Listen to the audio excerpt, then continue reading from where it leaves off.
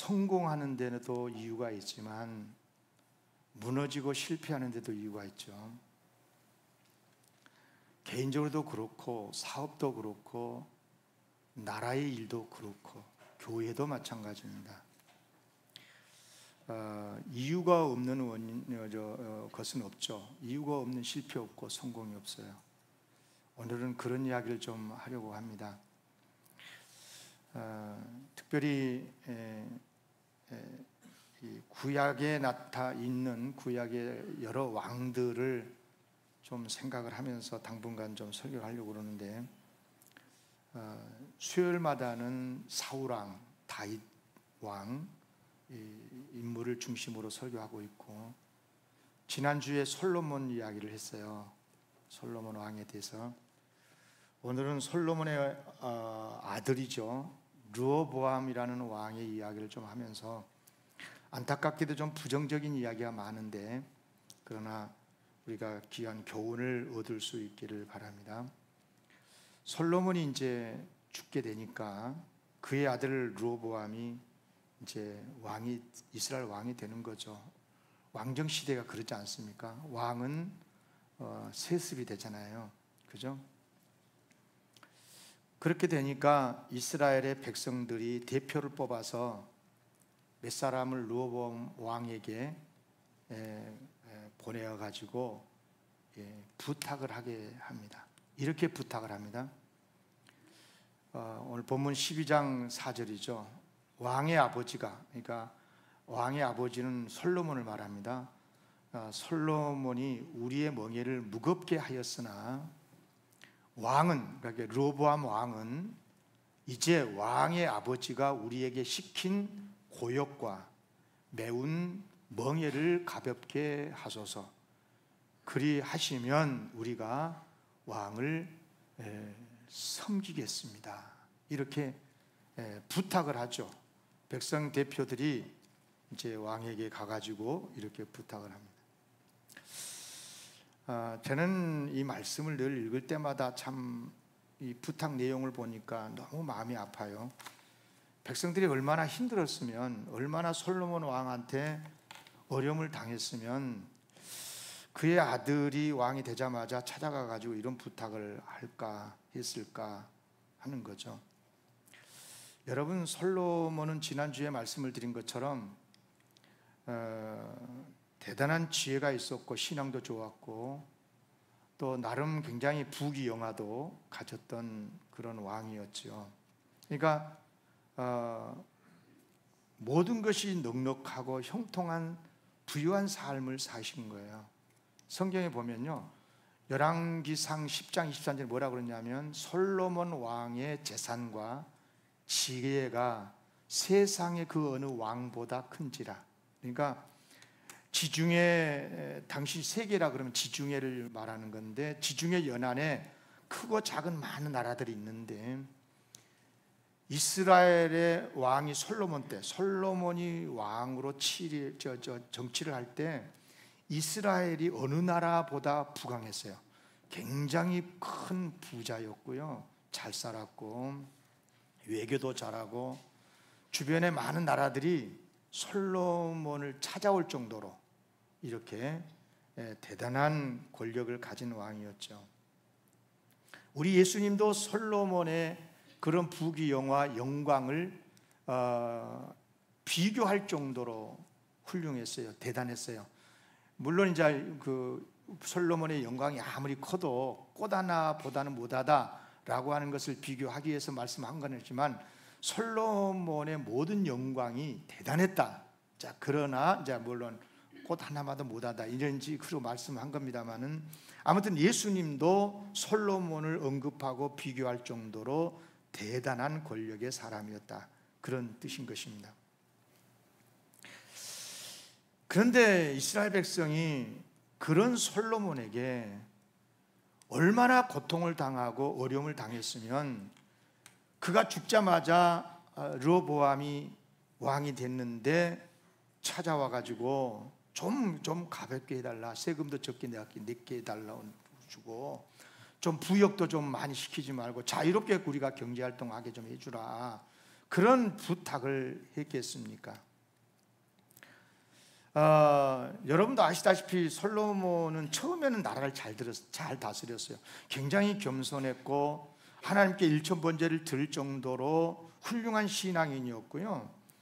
그런데 그런 솔로몬이 시간이 가면 갈수록 더 포악한 지도자가 돼요.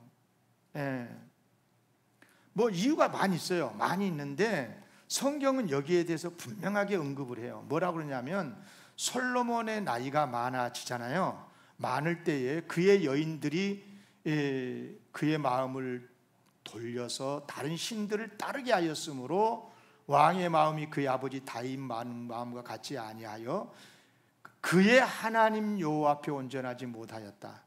그러면서 이유를 이렇게 설명을 해요. 시돈 사람의 여신 아스타롯, 암몬 사람의 가증한 밀곰, 이런 걸 따랐다는 거예요. 우상 숭배에 빠졌다는 거예요. 그러니까 요즘 21세기 우리 한국 사회의 용어로 말하면 솔로몬 왕이, 하나님을 믿는 왕이 종교다운주의에 빠졌다는 뜻이에요. 요즘 언어로 표현하면. 그러니까 더욱이 이스라엘은 여호와 하나님을 경배한 나라잖아요. 그런데 정치를 하다 보니까 뭐 우리나라 정치인도 그러잖아요. 막 사월 초파리는 뭐 불교 가가지고 합장하고 또 뭐 크리스마스 때는 와가지고 또 기도하고 막 그러잖아요. 그러니까 그런 것들이 우리에게는 좀 더 이상하지 않긴 하지만, 그러나 이스라엘 사회에서는 그게 이해가 안 되는 거죠. 그 하나님을 섬기는 나라니까. 그런데 그런 사람들을 아주 대단한 정치인으로 그렇게 말한 것을 보면, 뭐 그분이 기독교인이 아니면 모르겠지만 저는 개인적으로 참 유감이라고 생각을 합니다. 아무튼 솔로몬이 그랬어요. 처음에는 하나님을 잘 믿고 정말 국민들에게, 백성들에게 존경받고 그랬는데 이렇게 이제 폭정을 하게 되는 거죠. 그러니까 이제 백성들이 오죽했으면 그의 아들 르호보암에게 와가지고 선정을 부탁하게 해서, 근데 르호보암이요 그들을 돌려보내잖아요. 돌려보내고 3일 후에 다시 오라고 그래요. 그리고 이제 신하들과 의논을 합니다. 그러니까 의논할 신하들과 같이 의논해서 좀 결정을 하려고 한 거죠. 이건 지혜로운 모습이라고 생각해요. 그렇지 않습니까? 나라의 일이니까 중요한 정책을 입안하려고 할 때 자기 생각대로 하지 않고 신하들의 의견을 듣고 그들의 의견을 중지를 모아서 이렇게 충분하게 고민하고 생각한 다음에 정해야 하기 때문에, 그런 의미에서 르호보암은요 상당히 이 일을 지혜롭게 처리할 줄 아는 그런 정치인이었던 것 같습니다. 문제는 뭐냐면 아주 나쁜 결정을 해요. 아주 악한 결정을 해요. 뭐라고 그러냐면 여기 14절 봐보세요. 아버지 솔로몬보다 혹독하게 정치하겠다는 거예요. 자, 14절 같이 읽어보시죠. 시작. 이르되 내 아버지는 너희의 멍에를 무겁게 하였으나 나는 너희의 멍에를 더욱 무겁게 할지라. 내 아버지는 채찍으로 너희를 징계하였으나 나는 정갈, 채찍으로 너희를 징치하리라. 정갈이 독사보다 더 무서운 거 아니에요? 그러니까 독이 많은 그냥 무서운 뱀 같은, 정갈 같은 채찍으로 치리하겠다, 징치하겠다 그랬어요. 아주 잔인한 결정을 한 거예요. 그러면 왜 이렇게 르호보암이 나쁜 결정을 합니까? 여러분, 르호보암이요 신하들과 의논을 했어요. 잘한 거예요. 처음에는 이제 나이가 이제 많은 또 솔로몬 때 정치를 했었던 소위 나이든 신하들에게 묻지요. 뭐라 그러냐면 이제 물으니까 그들이 뭐라고 대답했냐면 아주 참 바르게 지도를 해줘서 권고를 했어요. 왕은 백성의 종입니다. 거꾸로 이야기한 거예요. 그러니까 백성이 당신의 종인 게 아니고 왕이 백성의 종이 돼서 잘 섬기면 백성이 영원히 왕의 종이 될 것입니다.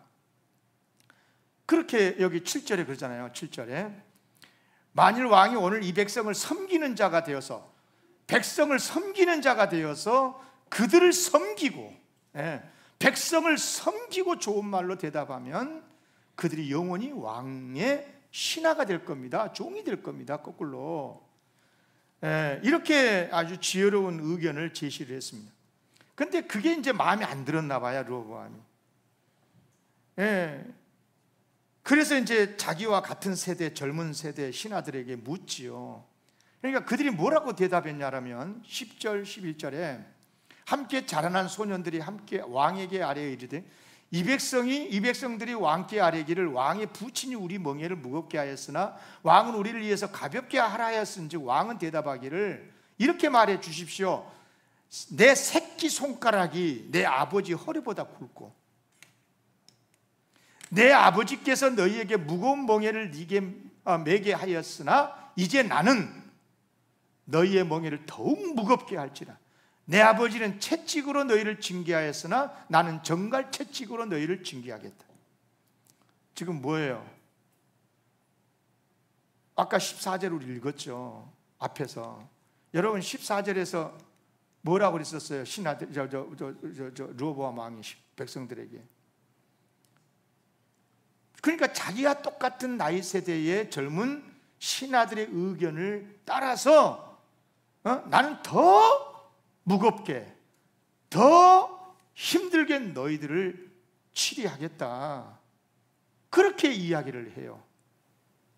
그러니까 참 안타까운 결정이 아닐 수가 없지요. 그러면 여러분, 이런 왕의 말을 들은 백성의 반응이 어땠을 것 같아요? 왕정시대니까 아이고 상감마마, 예 그렇게 하겠습니다, 그렇게 하십시오, 우리 어떻게 하든 우리 따르겠습니다 그랬습니까? 전혀 백성이 두려워하지 않아요. 저런 사람이 무슨 왕이냐. 그래가지고 여기 보세요. 12장 16절 다 같이 한번 읽어봅시다. 지금 백성들이 왕에게 하는 말입니다. 시작. 온 백성 이스라엘이 자기들의 말을 왕이 듣지 아니함을 보고 왕에게 대답하여 이르되 우리가 다윗과 무슨 관계가 있느냐? 이세 아들에게서 받을 유산이 없도다. 이스라엘아 너희의 장막으로 돌아가라. 다윗이여 이제 너는 네 집이나 돌아보라 하고 가버렸어. 집으로 다 자기 집으로 갔어요. 여러분, 그 성경 중에 현대인의 성경이 있거든요. 그러니까 현대인의 성경은 아주 쉽게 현대 언어로 아주 쉽게 번역을 했어요. 제가 그대로 읽어볼게요. 빨간 글을. 다윗과 그 집안을 타도하자. 그러니까 요즘 같은 물러가라 왕이여 르호보암 물러가라 이런 거죠. 타도하자는 거예요. 이세의 아들이 다윗이죠. 그리고 솔로몬이고 르호보암이잖아요. 이세의 아들에게서 무엇을 얻겠느냐? 자, 이스라엘 사람들아 이제 우리는 집으로 돌아가자. 그러면서 다윗이 르호보암 보고 뭐라 하냐면 이제 너는 네 집안이나 다스려라.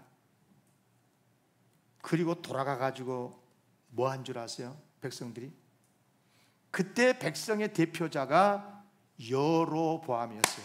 여로보암이라는 사람은 솔로몬 때의 신하였습니다. 그런데 솔로몬에게 반역을 했었죠.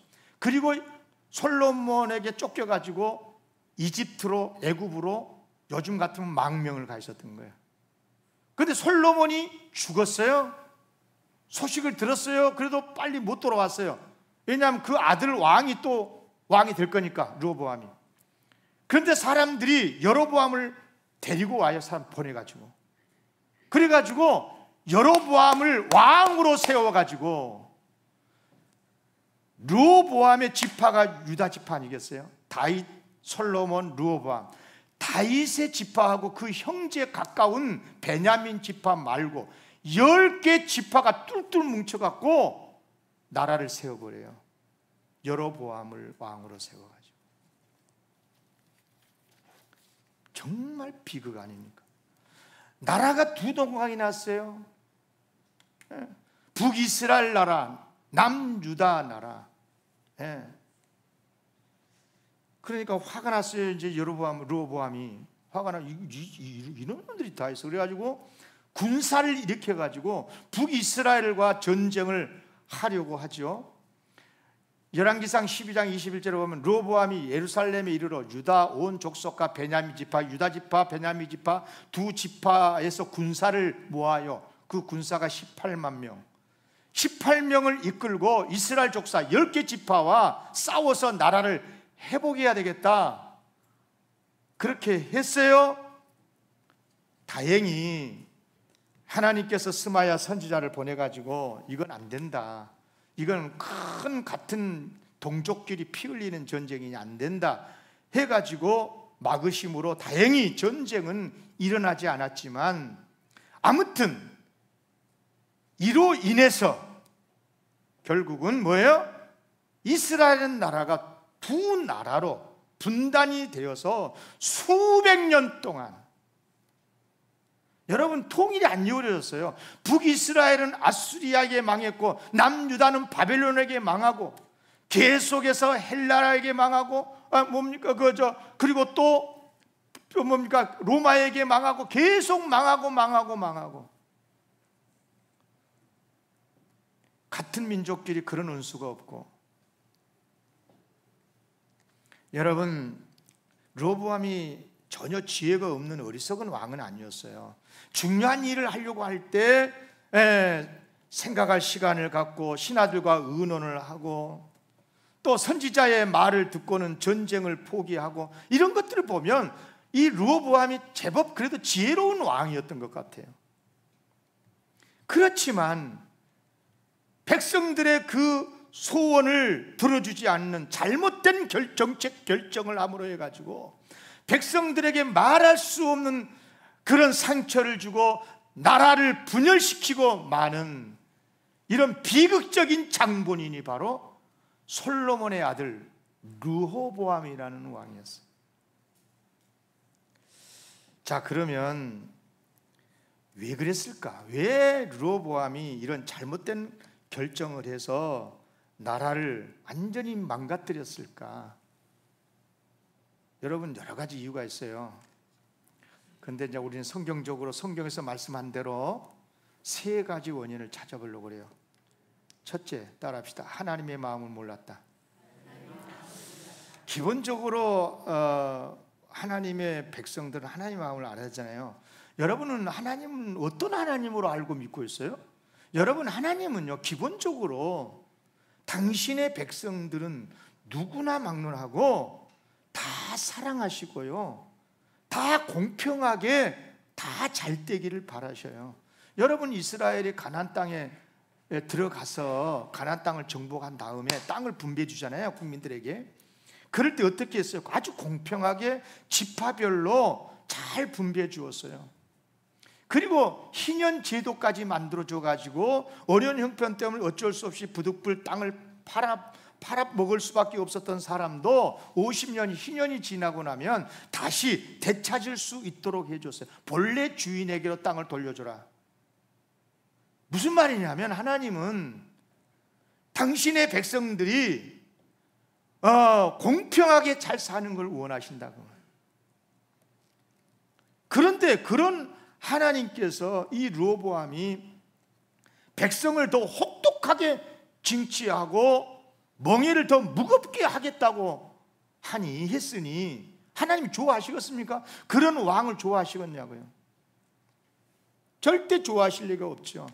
사실은 전에요, 훨씬 전에, 그러니까 그 사울이 왕이 되기 전에 사사시대 이어서 그때 사무엘에게 이스라엘 백성이 찾아가 가지고 부탁을 하잖아요. 우리도 좀 사사 말고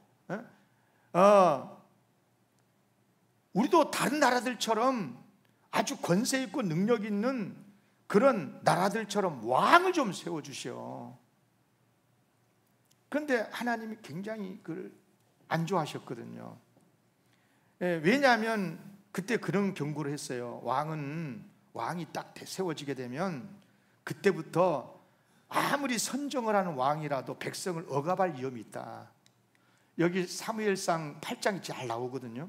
10절부터 제가 읽어볼게요. 사무엘이 왕을 요구하는 백성에게 여호와의 모든 말씀을 말하여 이르되 너희를 다스릴 왕의 제도는 이렇다.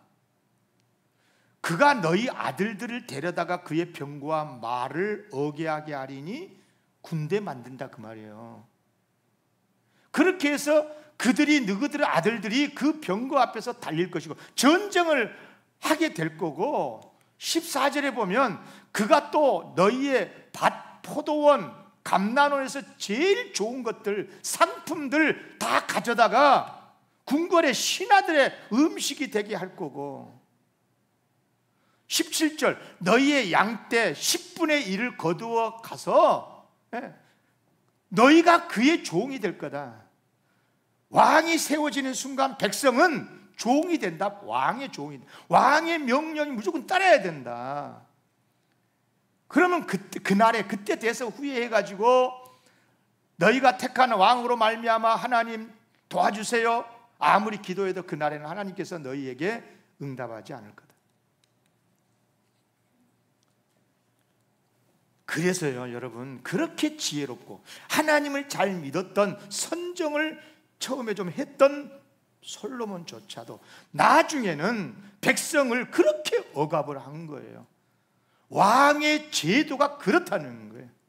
그래서 백성이 솔로몬이 죽고 나니까 그의 아들 르호보암에게는 가가지고 살살 빈 거예요. 제발 좀 억압하지 말아달라, 선정을 좀 해주세요. 그러면 우리가 당신을 왕으로 잘 모시겠습니다.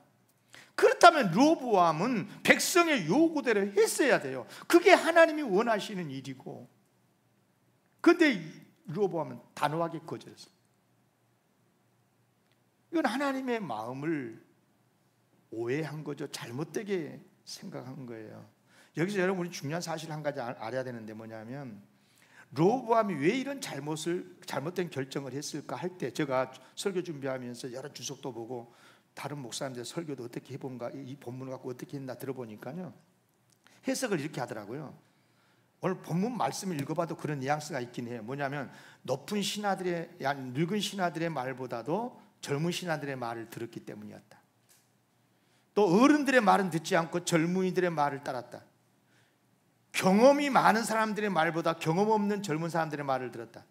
어찌 보면 굉장히 일리가 있는 해석 같고, 표면적으로 보면 그래요. 전혀 저도 부인하지 않아요. 그러나 여러분 생각해 보십시오. 솔직하게 말해서 늙은 사람이 젊은 사람보다도 항상 옳습니까? 젊은이들의 말이 더 옳을 때도 있잖아요. 경험 많은 사람의 말이 항상 옳습니까? 꼭 그런 것도 아니에요. 경험했다는 것 때문에, 나는 내가 살아봤어, 그 경험해 봤거든, 그러면서 그런 선입관 때문에 시대가 변했는데도 진실을 애국할 때가 있거든요. 오히려 경험을 한 번도 해보지 않는 깨끗한 젊은이들의 생각이요 더 옳을 수도 있는 거예요. 이제 그렇기 때문에 그렇게 해석하는 것은 조금 무리가 있다고 생각을 하고요. 르호보암의 왕의 잘못된 이유는 뭐냐면 그런 게 아니고 하나님을 모르는 거예요. 하나님의 마음을 몰랐어요. 그래서 하나님의 뜻과 다른 선택을 한 거예요. 예. 아무리 젊은 자기와 같은 세대들의 신하들이 그렇게 모질게 권고를 했다고 해도, 만약에 르호보암의 마음속에 하나님의 마음이 있었다면, 하나님의 뜻을 헤아리는 마음이 있었다면 절대 그렇게 할 수 없지요. 그래요. 르호보암의 첫 번째 없었던 것, 산무 중에 첫째 없는 것이 뭐냐? 하나님의 마음이 없었어요. 두 번째, 백성들의 마음과 형편을 몰랐어요. 여러분, 백성이 왜 찾아갔어요, 왕에게? 살기가 너무 힘드니까. 제발 좀 세금 좀 내려주고, 이제 새로운 왕은 아버지 솔로몬처럼 억압하지 말고 조금만 고역 그 삶의 무게를 좀 가볍게 해주면 우리 당신을 왕으로 인정하고 잘 섬기고 싶다. 그런데 르호보암은 어떻게 생각했냐면 거꾸로 생각했어요. 이것들이 나를 무시하네, 그런 거예요.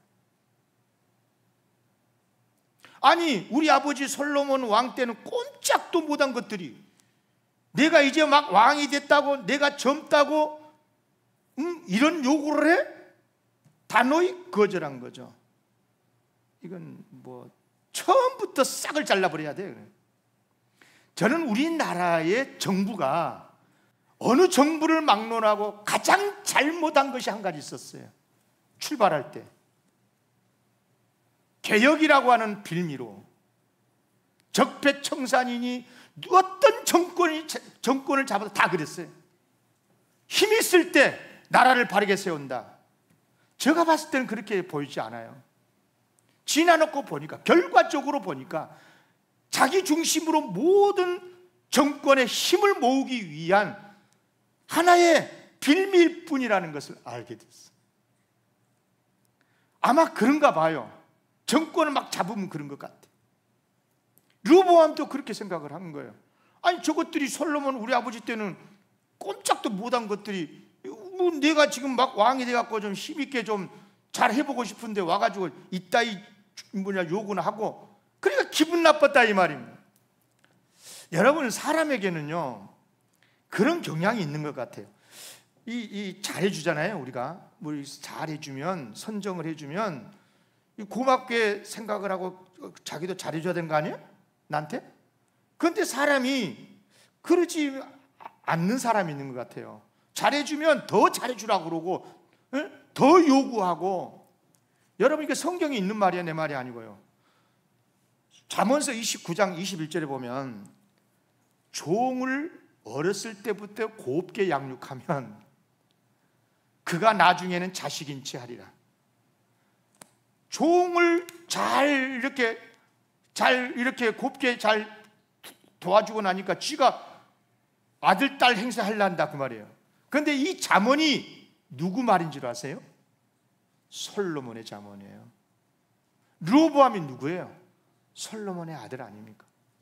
그러니까 이 르호보암이 잠언 29장 21절 말씀을 생각했는지 안 했는지는 모르지만, 이렇게 결과적으로 생각해 보니까 설교 준비하면서 제가 아하, 르호보암이 아버지에게 많이 영향을 받았구나. 이것들 잘해주면 막 기어오른다는 거 아니에요 이 말이. 그러니까 어찌 보면 이 르호보암이 하나님의 말씀이 잠언을 잘못 인용한 거예요. 잘못 적용한 거예요. 여러분, 백성들이 르호보암에게 찾아와 가지고 부탁하는 것은 진실이었어요. 정말 우리 살기 힘듭니다. 그동안에 솔로몬 왕이 궁궐 짓고 성전 짓고 그러느라고 우리가 뭐 많은 세금을 냈고 너무너무 힘들게 살았습니다. 그러니까 이제 당신은 좀 우리 좀 살기 좋게 좀 해주라. 세금 적게 내게 해주고. 어려워서 부탁을 한 건데, 그렇다면 백성의 형편을 알고 그렇게 해줘야 되잖아요. 저것들이 기어오르네? 그러면서 더 폭정을 했다 이 말입니다. 무슨 말이냐? 르호보암의 결정적인 실수는 뭐냐면, 잘못된 것은 백성의 마음을 모르는 거예요. 이거 뭐 민의를 몰랐다 그 말이에요. 민심을 모르는 거예요. 지금 백성이, 국민이 뭘 원하는 걸 모르고 있는 거예요. 진짜 힘들어서 호소한 건데 자기들 편하려고 그런 요구를 한다고 말한 거예요. 그래서 더 억압하고 결국은 민심이 떠나게 되고, 그러니까 여로보암을 중심으로 하고 또 딴 나라 만들고, 그래서 나라가 두동강이 나고. 그러고 보니까 이 르호보암이라는 사람은요, 백성들의 형편도 잘 몰랐지만 가난한 백성은 아주 무시한 것 같아. 이런 사람이 어떻게 왕이에요? 백성을 자기가 부리는 종으로 여기고 무시하고 억누르면 무조건 백성은 자기 말을 따라야 되고. 여러분요, 백성 따라합시다. 백성은 왕의 종이 아닙니다. 국민은 대통령의 종이 아닙니다. 여러분, 당연한 이야기 아닙니까? 여러분요, 백성은 자기가 마음대로 부리는 아랫것들이 아니에요. 어느 정치 체제든 간에 백성이라고 하든 국민이라고 하든 그들은 다 하나님의 사람들이고 하나님의 백성인 줄로 믿습니다. 그 다음 하나님의 마음을 품고, 그죠? 백성들의 형편을 생각해 가면서 하나님의 뜻에 받들어서 백성들이 어렵고 힘들면 그들을 잘 보살피고 섬겨야 할 자기의 가족이고, 솔직히 왕도 대통령도 다 하나님 편에서 보면 다 백성 아닙니까? 하나님의 사랑을 받아야 될 자 아닙니까? 그런데 르호보암은 그걸 모르는 거예요. 첫 번째, 하나님이 없어요. 하나님을 몰랐어요. 하나님 마음을. 두 번째, 백성의 마음을 몰랐어요. 백성의 형편을 몰랐어요. 그런데 세 번째, 진짜 모르는 게 있었어요. 이게 무섭습니다. 이게 정치 사회가 됐든 교회 안에든 어느 크고 작은 공동체 안에서는 다 일어나고 있는 거, 이걸 몰라서. 세 번째 뭐냐? 따라하겠습니다. 자기의 이치를 몰랐다. 이게 무서운 겁니다. 여러분요, 같은 왕이라고 다 똑같지 않아요. 자기 아버지 솔로몬은요, 그래도 처음에 나라를 잘 섬겼고 노력하고 애써서 나라를 부자 나라로 만들었어요. 물론 실수도 했죠. 그리고 성전도 건축했잖아요. 하나님 앞에. 아버지 다윗은 성전을 건축을 못했는데 솔로몬이 성전을 건축해서 강력한 왕권을 가졌어요. 그러니까 이스라엘 백성들이 가장 원하고 소원을 했던 그들의 예배의 자리, 하나님의 성전을 건축하느라고 그 돈 어디서 나와야 다 백성들이 낸 세금이지. 거기는 이스라엘은 하나님 섬긴 나라니까. 그러니까 그러자니 국민들의, 백성들의 생활은 어렵고 힘들 수밖에 없어요. 세금을 많이 내려고 하다 보니까. 그러다 보니까 그래도 솔로몬이 귀한 일을 한다 싶어가지고 나라의 발전과 질서를 위해서는 조금 백성들이 생각할 때 독재를 해도 봐줬어요. 넘어간 거예요. 네. 백성이 순응을 했다 그 말입니다. 그런데 르호보암은 이제 막 왕이 됐잖아. 아무 나라를 위해서 공을 세운 바가 없어요. 아직 백성들이 검증을 못했어요. 왕이 되긴 했지만 그 권세가 솔로몬에게 비교할 수가 없다 이 말입니다. 그런데 백성이 그런 르호보암에게 솔로몬을 대하듯이 다 참아주고 그렇게 대하겠습니까? 절대 어림도 없어요. 그러므로 르호보암은 절대로 아버지 식대로 권세를 부리면 안 되었어요. 그런데 르호보암은 그렇게 해도 된다고 그랬어요. 내가 이 나라의 이제 왕이야. 내가 이 나라의 왕이야. 그렇게 하다가 잘못된 정책을 결정했고 큰 어려움을 당한 거예요. 다시 말하면 르호보암의 결정적인 실수는 자기를 몰랐어요.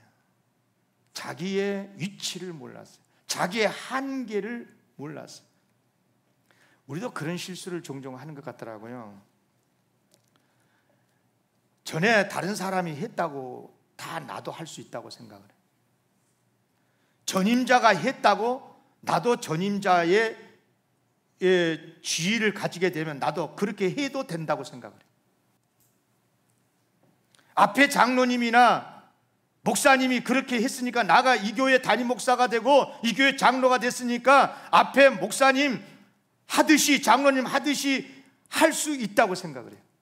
어림도 없습니다. 거기에서 다 실수가 있는 거예요. 수십 년 동안 목회하고 그 교회에서 수십 년 동안 장로로서 섬겨오면서 오랜 세월 속에서 다 성도들 간에 공유되는 것이 있잖아요. 좋은 일도 하고 큰 일도 하고 그런 가운데 아픔도 경험하고, 물론 아픈 슬픈 고통스러운 일도 있었고, 그러면서도 위기를 극복해 나가고, 그렇다 보니까 설령 그 목사님이 그 장로님 조금 과하게 해도 넘어갈 수 있는 거예요. 리더십이라는 거 그런 거거든요. 거기에는 희생도 공유가 되어 있고 헌신도 공유가 되어 있고. 그런데 이제 후임이 막 와가지고 이제 내가 이 교회 지도자다 그래가지고 30년, 40년 목회하는 사람과 똑같이 그런 권위와 그런 생각을 가지고 목회를 하면 교회는 바로 부서지는 거예요.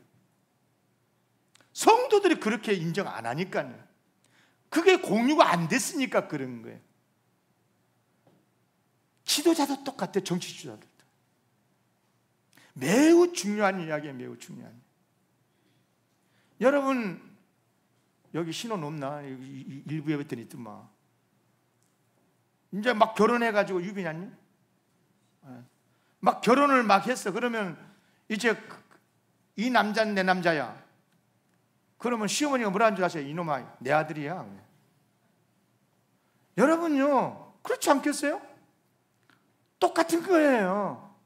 그러니까 점차적으로 시간이 가면서 우리 식구가 돼가면서 우리 딸 같은 며느리가 돼가고 그러면서 자연스럽게 집안에 곳간에 열쇠도 다 맡기고 이제 내 아들이보다 네 남편이다 이렇게 되고 그러면서 자연스럽게 그 집안의 중심에 리더십이 세워지는 거예요. 아멘. 그런데 시집 갔다고 바로 가가지고 나 이 집 이제 맏며느리입니다. 열쇠 주세요. 그러면서 지가 만들어내면 시어머니한테 죽지. 안 그러겠어요? 다시 말하면 르호보암의 실수는요 다른 게 아니에요. 왕이라도 같은 왕이 아닌데 자기의 위치를 착각한 거예요. 여러분 사람이란 게 아무리 자리를 가졌어도요 같은 자리라도 자기가 감당할 만한 일이 있어요. 모든 일을 다 잘할 수 없어요. 그렇지 않습니까? 그래서 사람은 그런 것 같아요. 가소평가도 문제지만 과대평가도 문제인 것 같아요. 예. 정말 조심해야 돼요. 우리는요 다른 사람의 형편도 잘 알아주고 인정도 해줘야 되지만 내 자신의 한계도 알 수 있어야 돼요. 예. 내 자신의 위치, 내 형편도 알고 그래야 나에게 맞는 일을 내가 잘할 수 있고 다른 사람도 그 사람에게 맞는 일을 잘할 수 있도록 도울 수도 있고 그래서 서로가 자기 위치에서 사명을 잘 감당하게 되는 줄로 믿습니다. 사실요 르호보암 그렇게 아주 악한 왕이 아니었었어요. 알고 보면 백성이 요구할 때 시간을 달라를 3일 동안 신하들에게 의논도 하고 그잖아요. 깊이 고민도 하고 기도도 했을 것 같아요. 또 화가 나가지고 이것들이 내 말을 안 들어 그래서 전쟁 일으키려고 했다가 또 하나님의 명령에 따라 전쟁 안 하고 이거 다 잘한 거예요. 어찌 보면 르호보암이 훌륭한 점이 전혀 없는 것 아니에요. 그럼에도 불구하고 뭐예요? 나라를 갈라지게 만들고 국민들의 정서를 두동강에 나게 만들고 하나님을 떠난 나라로 만들어버리고 분단 국가로 만들어버린 것은 치명적인 실수인 거죠. 여러분 이 모든 죄는 다른 데 있지 않습니다. 하나님의 마음을 몰랐기 때문이고 백성들의 형편을 몰랐기 때문이고 그리고 자기가 왕이라고 그래가지고 뭐 대단한 권력이나 있는 것처럼 생각하고 했다가 자기 위치를 모르고 한계를 모르고 했다가 나라가 이렇게 어려워지게 만들어버린 것. 이게 르호보암의 결정적인 실수였다 하는 것입니다. 오늘 마침 이제 6.25 전쟁의 75주년이 되는데요. 참 저는 그렇게 생각을 해요. 물론 주변의 나라들의 외세가 있고 여러 가지 정치적인 혼란도 있었지만 저는 개인적으로 그 생각을 해요. 너무 아쉬운 거예요. 정치 지도자들이 바르게 판단하고 바르게 정책을 입안했더라면 이렇게까지는 오지 않았을 건데 이런 생각이 늘 아쉽습니다. 사랑하는 성도 여러분, 우리는 다시 한번 나라를 위해서 기도하고 특히 나라의 지도자들을 위해서 기도해야 될 줄로 믿습니다. 이제 새로운 정부가 들어섰어요. 여러분, 우리 이재명 대통령은 이제 무슨 말을 해도 어떤 정책을 펼쳐도 동의하고 따르고 그렇게 해야죠 라고 군소리 없이 따르는 국민들도 있겠지만 아직까지 마음을 주지 못하는 국민들도 태반이나 있지 않겠습니까?